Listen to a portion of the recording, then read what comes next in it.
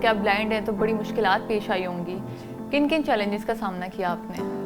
جی کیونکہ میری by birth blindness تو نہیں تھی، یہ بائی ویژن جو میری سائٹ لوس ہوئی وہ بتدریج وقت کے ساتھ ساتھ گئی، اور بچپن میں مجھے نائٹ بلائنڈنس تھی، پھر میری سائٹ جو ویژن ڈے لائٹ کی تھی وہ بھی جانا شروع ہو گئی۔ آج ہم آپ کی ملاقات کروائیں گے ایک ایسے نابینا شخص سے جنہوں نے وہ کام کر دکھایا ہے جو بہت سے دیکھنے والے نہیں کر پاتے۔ مبشر شہزاد پاکستان کے پہلے نابینا اسسٹنٹ کمشنر ہیں۔ تو چلے آئیے آج مبشر سے ملتے ہیں، ان سے جانتے ہیں کہ انہوں نے کس طریقے سے اتنا مشکل ایگزام پاس کیا۔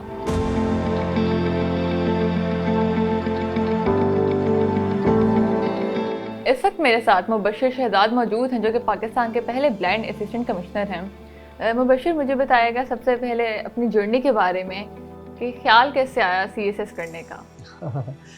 جی حفصہ، اس طرح کہ میں already Punjab civil secretariat services and general administration department میں 16 پوسٹ کے اوپر جاب کر رہا تھا گورنمنٹ کے ایک ادارے میں۔ اب اس طرح ہے کہ میں آلریڈی اپنے اسٹڈیز کے ساتھ ساتھ چیزوں کو اس طرح سے بھی دیکھ رہا تھا کہ میں نے کمپیٹیٹیو ایگزامس کی تیاری بھی کرنی ہے۔ Then I have joined ISEP institute of competitive exams preparation Malik Majid Amir صاحب، اور پھر 1 سال کا وہ ان کا کورس جو میں نے لیا، اور اس کے بعد اللہ کا شکر ہے میں نے اپنی کامیابی کا سفر شروع کیا، اور آج آپ کے سامنے کامیاب ہو کے ایز این اسسٹنٹ کمشنر بیٹھا۔ تو یہ سفر آپ کو کیسا رہا؟ اللہ کا شکر ہے۔ جیسے کہ آپ بلائنڈ ہیں تو بڑی مشکلات پیش آئی ہوں گی، کن کن چیلنجز کا سامنا کیا آپ نے؟ جی کیونکہ میری بائی برتھ بلائنڈنس تو نہیں تھی، یہ بائی ویژن جو میری سائٹ لوس ہوئی وہ بتدریج وقت کے ساتھ ساتھ گئی، تو اس وجہ سے مجھے وہ چیلنجز فیس کرنا پڑے جو کہ ایک شاید پیدائشی طور پہ نابینا کو فیس نہیں کرنے پڑے۔ عمر میں آپ کی جو تھی آپ کی بینائی چلے گئی؟ میں بیسیکلی بائی برتھ ریٹینائٹس پگمنٹوسا ایک پروگریسو ڈیزیز ہے، اس سے سفر کر رہا تھا، اور بچپن میں مجھے نائٹ بلائنڈنس تھی، پھر میری سائٹ جو ویژن ڈے لائٹ کی تھی وہ بھی جانا شروع ہو گئی، اور in matric it became very difficult for me to read the book and to understand what is written on the board. تو مجھے اس کے ساتھ وہ جو چیلنجز تھے وہ اتنے سارے تھے کہ میں آپ کو بتا نہیں سکتی۔ ڈیولپمنٹ 3 ماسٹرز 2 MPhil اور میں PhD کر رہا ہوں۔ کس کس میں ہے؟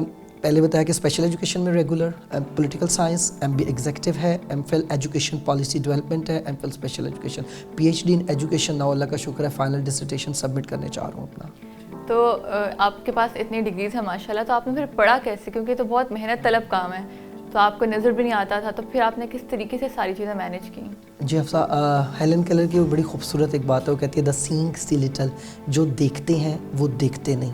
تو میں نے شاید اپنی ان آنکھوں سے دیکھا جن آنکھوں سے آپ شاید دیکھتی ہیں، اور میں اس طرح نہیں دیکھتا۔ میں نے آپ کو بتاؤں کہ اللہ قرآن میں کہتا ہے کہ اندھے تو وہ ہیں جو دل کی آنکھ سے اندھے ہو گئے ہیں۔ اگر آپ کے دل کی آنکھ روشن ہو تو پھر آپ وہ جو بصیرت تھی میری اس کے ذریعے میں اللہ کا شکر ہے پڑھتا رہا۔ باقی پریکٹیکلی ان پریگمیٹک اپروچ سے اگر بتاؤں تو میں کمپیوٹر پہ سن کے اسکرین ریڈر سافٹ ویئر سے کام کرتا ہوں۔ مجھے بتائیے گا اب آپ آگے کیا کرنا چاہتے ہیں، کیا مقصد ہے، اور کتنی آپ ڈگریز لینا چاہتے ہیں؟ یار PhD بس کمپلیٹ ہوگی، پتہ ہے اللہ کا شکر ہے، کیونکہ اللہ نے ایک بیٹا بھی مجھے نوازا ہوا ہے، اپنی نعمت اللہ نے مجھے دی ہے، میں اس کا بڑا شکر گزار ہوں، اور بس چاہتا ہوں کہ دنیا میں اب وہ کام کروں جو کہتے ہیں نا کہ اپنے لیے تو سبھی جیتے ہیں اس جہاں میں، ہے زندگی کا مقصد اوروں کے کام آنا۔ جب تک آپ خود کسی قابل نہیں ہوتے آپ کسی کو کسی قابل نہیں کر سکتے۔